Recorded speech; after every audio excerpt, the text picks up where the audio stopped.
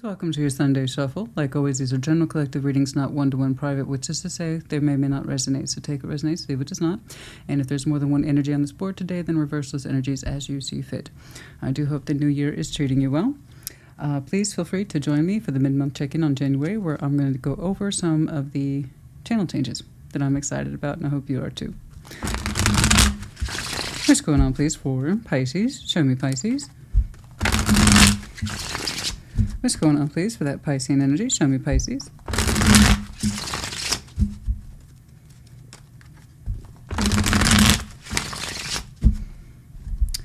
All right, what's going on? Eight of Wands, Page of Wands, Four Swords, the Sun. It's nice. It's lovely. It's warm. It's like you're trying to say hello to the spring. We haven't quite gotten out of winter yet. But I like it. There's a certain warmth and lightness surrounding this whole concept. A little bit of Four Swords, a little bit of rest, a little bit of reflection, quiet time, introspection.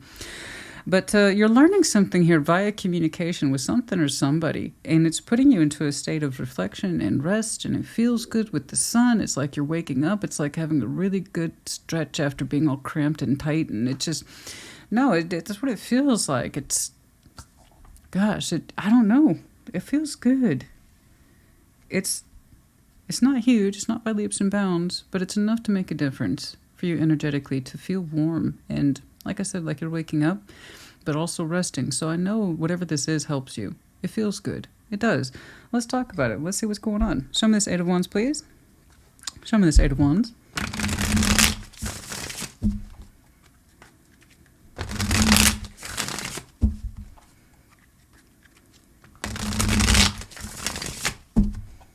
Now, I know on the surface it looks so easy, but that's why we clarify. Let's see what's going on.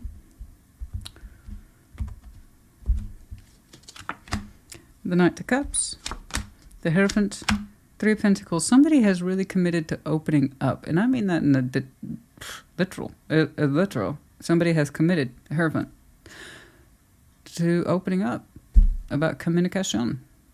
I don't know what we're talking about, but it's vulnerable, Knight of Cups. Somebody's putting forward some tentative but sincere, vulnerable expression, and they're committed to doing this. And it's looking like they're committed to the concept of, can we work on this? Can we work on things? Gently. But determined to do so nonetheless. It's beautiful. There is a strong commitment here to express oneself, either to you, from you, or it's a fair exchange. And I do believe it's a fair exchange. Eight of Wands. Plus, with the expression of the Knight here, who is our most vulnerable Knight, but he's our most emotionally equipped Knight to express himself sincerely. Commitment, Three of Pentacles. This is a workable structure.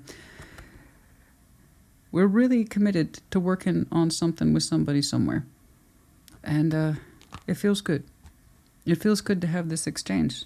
It is running both ways. I don't know who starts it. I don't know who engages it. But the participation seems to be on both sides. That's ideally what Three of Pentacles is, bare minimum, is cooperation.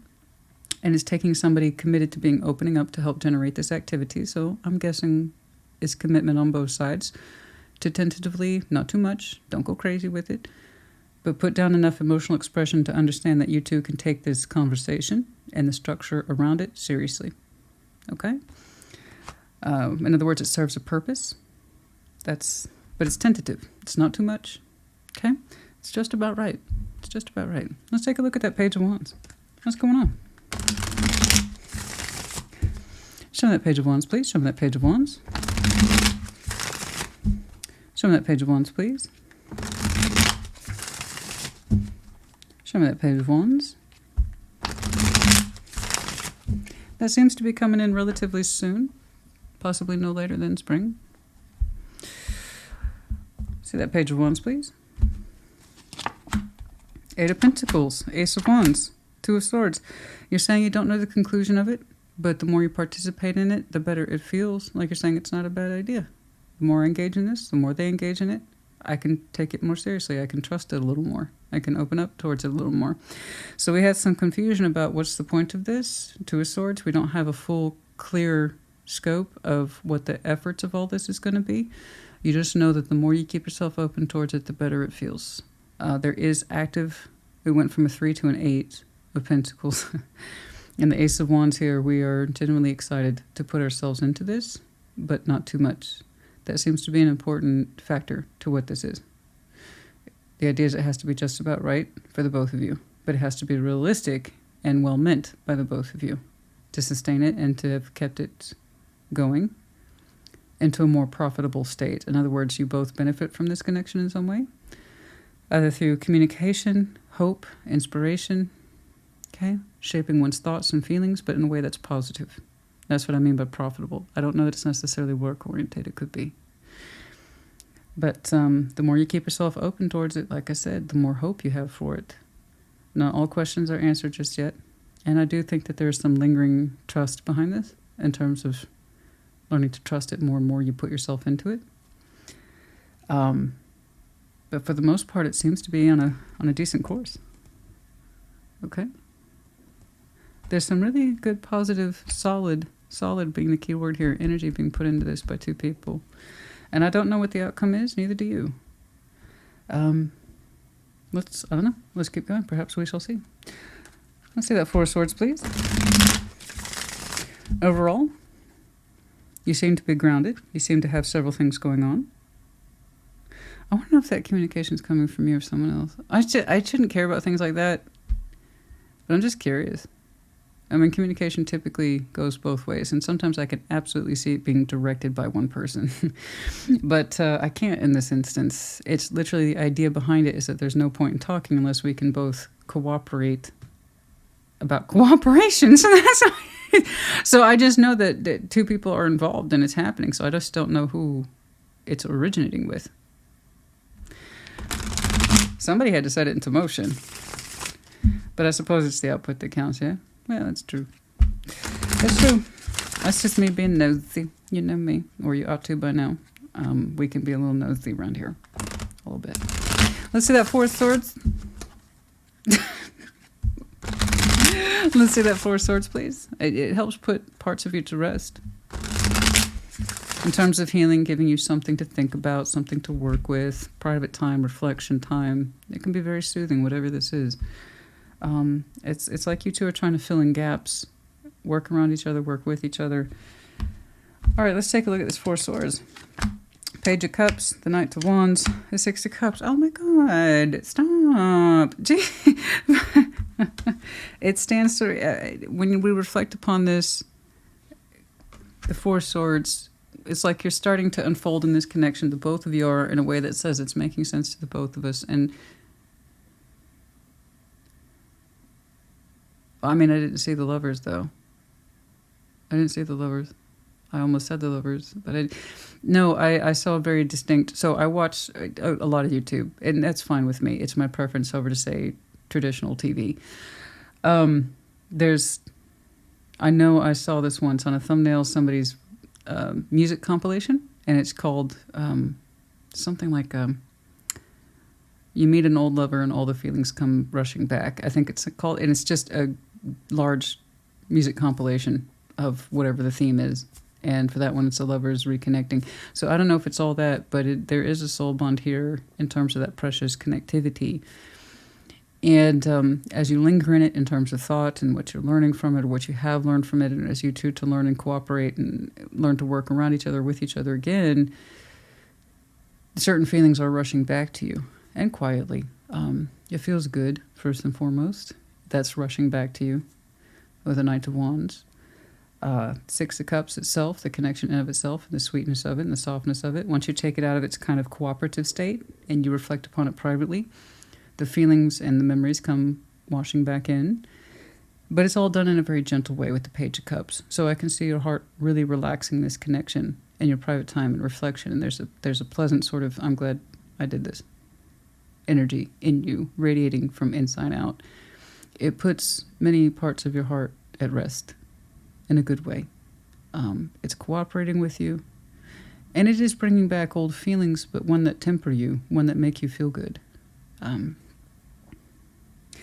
There's some natural healthy passion in there, some natural vulnerability, and the connection in and of itself at the core of it. And it's all in a reflective state. Connecting with this has put a lot of peace into your heart, Where it's actually going or where it'll accumulate to, I don't know. Sometimes you remind yourself, I got to keep myself open towards it. It's a little scary, but you're doing it. You seem to be pleased with the results. Wow, that's so lovely, and it's so nice, and it's so soft, and I like it. Show me the sun, please. That unique connection, yeah? That only makes sense to you and that other person. Now, all soul bonds are soulmates, but this one has more of a softer nature attached to it, yeah. What you might call romantic, yeah. All right. But first it starts out with, I'm going to commit to the vulnerability of my feelings and put this forward. And the idea is to generate cooperation. Okay? So that's either coming from you or towards you. Oh my goodness. Oh my goodness. It's so light though. It's so light and it's lovely. And we're happy that we did this. We're happy we chose to participate. Let's see all that. Let's see the sun, please. It's like I'm seeing Pisces stuffing today. It's just all your soft, fluffy stuffies coming out. Queen of Swords and Devil, the King of Wands. Oh, boy. Okay. So here we're developing sun for the situation. While you are feeling better, and I know that seems like a contradiction. I get it. I'd be confused too. Queen of Swords, the Devil.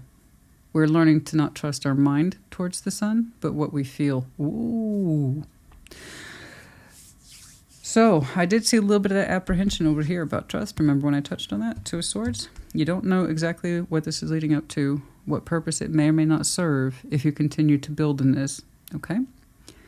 And there are some trust stuff going on here that, as we speak, is being worked through. It's not always obvious. Sometimes it's developing behind the scenes, okay, of our upfront actions and communication stuff, okay? The residual energies, the residual thoughts, that kind of stuff. So it's there, and it was a very tuned down hum. You're trying not to listen to that hum, okay? You don't want to hear the hum. You just want to concentrate on what is working and what is buildable. In other words, positivity. You're choosing to focus on the positive and not pay attention to that question mark. Good job. In other words, you're trying to stay in the moment. And I can kind of see why their insistence is there. Some of you, when you last experienced this connection, it might have provoked a great deal of mental, or what you call thought insecurity, questioning your own thoughts, talking yourself out of things or into things, and not allowing you to stay in the moment to feel what it is that you're naturally feeling. And the idea is I'm not going to allow that to happen. The sun's here when I'm in this connection in some way. You feel the warmth of it incredibly so, and it flows beautifully. And you're like, stay in that feeling, not what your thoughts are trying to tell you, the worst of your fears. Don't listen to that. The King, Queen of Swords, they have many, many pros. Most of them are downplayed, which is unfortunate because they're great at what they do. But they have a very large con in that once they believe a falseness to be true or a fear to be true, they'll adopt it as truth. Okay. So some of you are saying when you last connected with this, it was hard for you to experience it because you had too many mental filters just kind of geared or bent towards the worst possible scenarios in terms of fear, fear, fear, fear. Repetitive thoughts, negative, negative, negative. And you're saying, no, I'm not going to do that. I'm going to make myself stay in the moment so I can feel it. Okay? And that's all we're going to do. We're going to feel it. We're going to stay in that moment. We're not going to listen to this garbage. Right? So what I really like is your meditation process here. This is the parts of your thoughts that you can trust. When you're by yourself and it's just a soft, easy feeling on your side about how you're experiencing this and what it's feeling like to you now in present day. Not perhaps how you last knew it, but how you feel it now. That's what counts. Correct. Yes. Yes, that's you listening to yourself. And this is how you know you're in a good direction with this because it feels good. Okay? But when you're live and in the moment with this person, you have to remember to stay here, not listen to this. Try not to talk yourself out of things and allow yourself to stay in the moment, focused in the moment. Okay? Okay, that was incredibly straightforward. I appreciate that. That's great. I don't get too many like that. That's beautiful. The earliest, like I said, I really don't know. The wand has that tendency to be upfront and immediate, But I'm seeing things like the 3 and the Hierophant, you know, that's might be closer to spring. Okay, so somewhere in the... I don't think it's immediately kicking off the new year. It could do, but I'm not sure. I really don't know. I just know that the more you continue to engage in it, the better it literally feels. Okay? And you are, bless you, trying to tune out that hum. I know. It's not too bad, though, so you've done a pretty darn good job. If the Two of Swords is all you've been experiencing up until that point of connecting with this, then that's not bad. That's not bad at all. So that tells me you've done a lot of work. It tells me you've done a lot of work, especially if you are this aware about your mind has a tendency to hijack the whole situation. We don't want to do that. Just take it for what it is. Okay? Take it for what it is, and it's a very positive feeling. Stay in that moment. Yeah? All right. Sorry, it's not...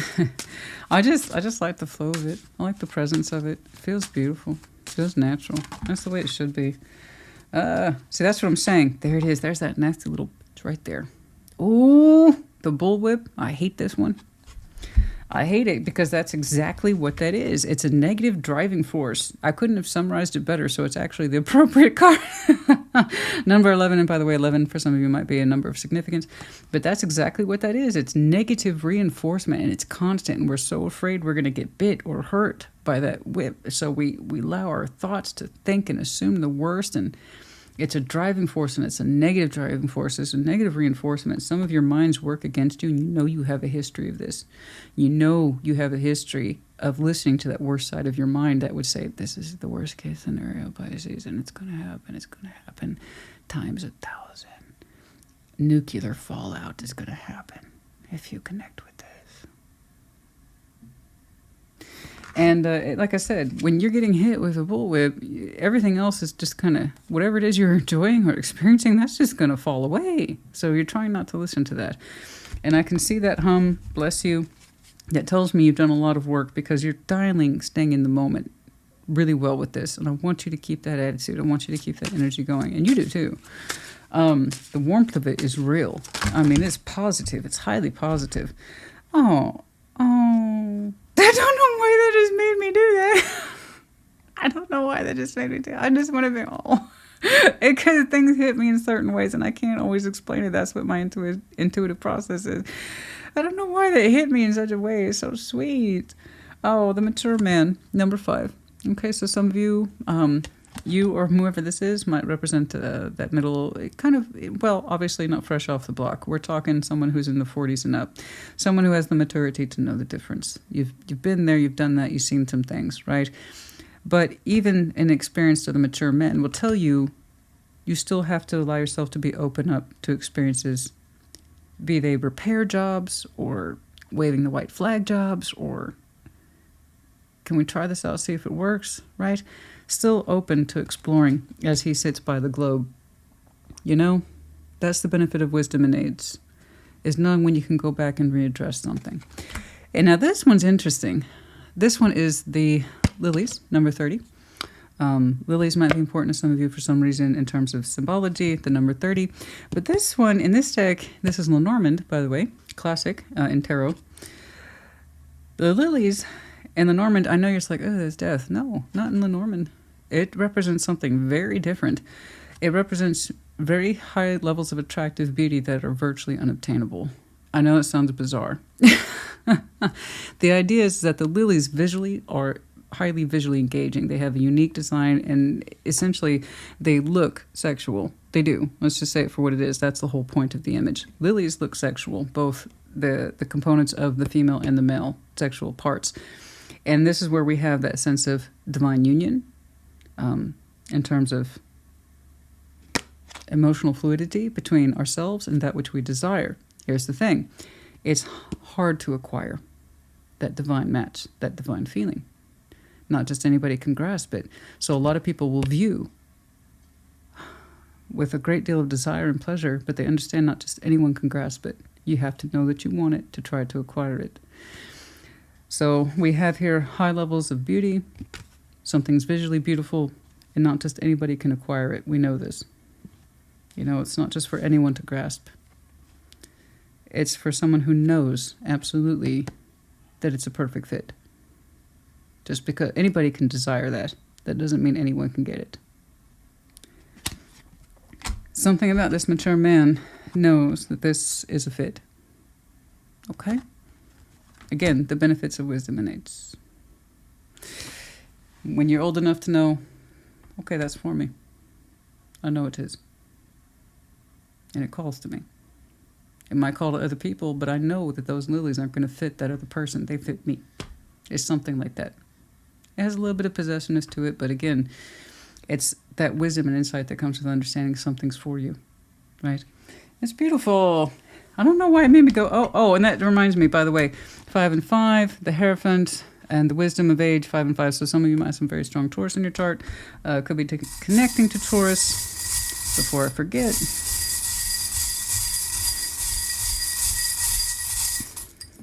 Oh, yeah. You are kidding me. Look at that. Speak of the devil, which is not the devil. That would be Capricorn. But speaking of Taurus, boom, there's the medallion. So yeah, like I said, some of you have some very prominent Taurus in your chart, or could be connecting to one. The letter O, the 4-leaf clover, good luck, and also rare. It's rare luck, but nevertheless, it's luck. Beautiful. I love that. I like that a lot. Oh, and then we also have the medallion of Aquarius. You know what? That's a good point. I was about ready to say, with that level of mental drive, okay, and getting stuck in the head like that in all the worst ways, some of you might have Aquarius in a very interesting positions in your chart, particularly South Node. Let's see, what else? Could be Moon? Not quite sure. But that would explain a couple things. Okay, the Pegasus, masculine energy, that the freedom, the ability to fly. It was in the reverse. For some folks, whoever initiates that conversation, they had to know that they could do this. So again, I don't know if it's you or them, but somebody had to know that they could do it and claim that energy before they could move on it. Gecko, Aries, Leo, Sag, and then also just that, natural passion to move towards the object or love of our desire or something or whatever this is. I don't want to presume to. I just know that somebody somewhere understands that this connection is their fit. All right, Pisces, honey, I hope this helped you. Put in the comments. Take care. Be well.